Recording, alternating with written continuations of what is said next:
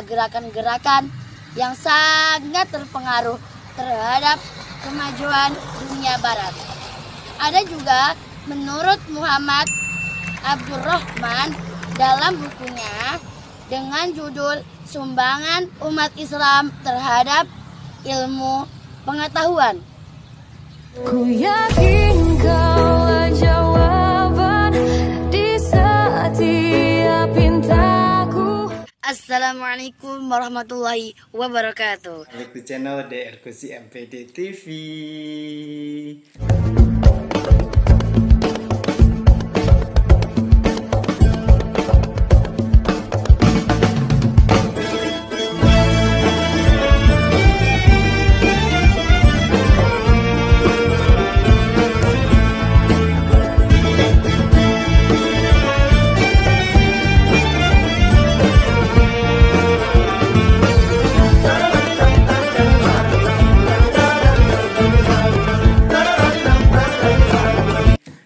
Mahasiswa-mahasiswi, sobat-sobat di channel yang dirahmati oleh Allah Subhanahu wa taala, tetap di Education Islamic membahas tentang beberapa hal mengenai tentang pendidikan Islam.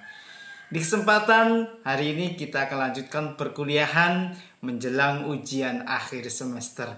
Tentu kita lihat presentasi tugas kuliah mahasiswa-mahasiswi kami yang layak untuk diupload dan dijadikan sebagai proyek pilot di dalam pembelajaran. Itu kita langsung ke materi di perkuliahan berikut ini. Perkenalkan, nama saya Bella Astuti, kelas 2C, Prodi Pendidikan Agama Islam. Dosen pengampu Bapak Dr. Iwan Agus Supriyono MPD. Baiklah, saya akan menjelaskan tentang sejarah pendidikan Islam dengan judul Transformasi dan Intelektual Islam Dunia Barat. Islam pertama kali masuk ke dunia Eropa yaitu bermula dari Spanyol dan terjadi pada masa Khalifah Walid tahun 705 sampai 700 Masehi. Sebelum penaklukan Spanyol, umat Islam telah menguasai Afrika Utara dan ada 3 pahlawan yang dapat dikatakan paling berjasa atau pemimpin satu-satunya pasukan, yaitu Tariq Ibnu Malik. Dunia barat saat ini telah mencapai kemajuan yang sangat pesat, terutama di bidang ilmu pengetahuan dan teknologi. Dan dunia barat saat ini telah memunculkan berbagai temuan, yaitu dengan cara dinamis atau varian, sehingga dunia barat dianggap banyak memberikan kontribusi terhadap ilmu modern. Selanjutnya, masuknya Islam ke dunia barat. Dalam proses penaklukan Spanyol, terdapat 3 pahlawan Islam yang paling berjasa, yaitu yang bernama Tariq Ibnu Malik. Tariq Ibnu Malik juga disebut sebagai perintis dan penyelidik. Pada tahun 132 Hijriah atau 750 Masehi, keturunan Bani Umayyah di tempat habis dan berakhirnya dinasti tersebut. Dan Abdurrahman satu-satunya keturunan Bani Umayyah yang berhasil melarikan diri ke Andalusia. Beliau pun mendirikan dinasti Umayyah kedua di daratan Eropa. Islam juga menyebarkan ke Eropa, yaitu dengan cara melalui 3 jalan. Yang pertama, melalui jalan barat. Yang kedua, melalui jalan tengah. Yang ketiga, melalui jalan timur. Selanjutnya, masuknya Islam di Spanyol dapat dilihat dari 2 faktor, yaitu yang pertama faktor internal dan yang kedua faktor eksternal. Adapun faktor eksternalnya, penyebab mudah masuknya Islam itu antara lain: yang pertama, Spanyol dalam keadaan tidak stabil. Yang kedua, penguasa Spanyol tidak toleran terhadap agama lain. Yang ketiga, tatanan masyarakat didominasi. Yang keempat, Spanyol dalam keadaan lemah.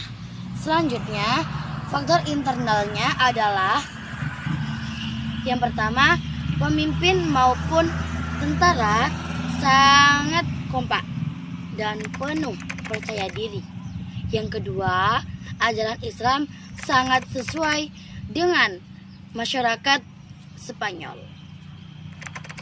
Yang ketiga, ajaran bertoleransi yaitu tolong menolong. Selanjutnya, perkembangan Islam di dunia Barat.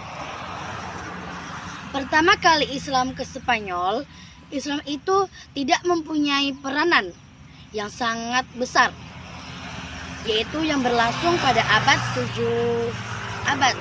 Sejarah panjangnya yang dilalui umat Islam dapat dibagi menjadi 4 periode, yaitu periode pertama pada tahun 711 sampai 755 Masehi, yang kedua pada tahun 755 sampai 912 Masehi, yang ketiga pada tahun 1912 sampai 1013. Selanjutnya, intelektual Islam ke dunia Barat. Yang pertama, transformasi intelektual Islam ke dunia Barat. Medina Konstan itu mengemukakan sebuah buku transformasi yang peradaban Islam ke peradaban Barat. Khususnya, ilmu pengetahuan itu melalui 2 jalur. Yang pertama, melalui para mahasiswa. Yang kedua, melalui karya Muslim dari sumber-sumber bahasa Arab. Universitas pertama kali berada di Eropa yaitu Universitas Paris yang didirikan pada tahun 1213. Pada universitas tersebut diajarkan berbagai ilmu seperti ilmu kedokteran dan ilmu filsafat. Dan ada juga 4 faktor yang mengikuti terjadinya penyebaran kebudayaan klasik ke dunia Islam. Yaitu yang pertama, terpecahnya beberapa institusi Kristen. Yang kedua, penaklukan Alexander Agung. Yang ketiga, adanya pengembangan kurikulum. Yang keempat, adanya peranan para penerjemah. Dan ada juga melalui jalur perdagangan, yaitu seperti melalui Andalusia, melalui Pulau Sisila,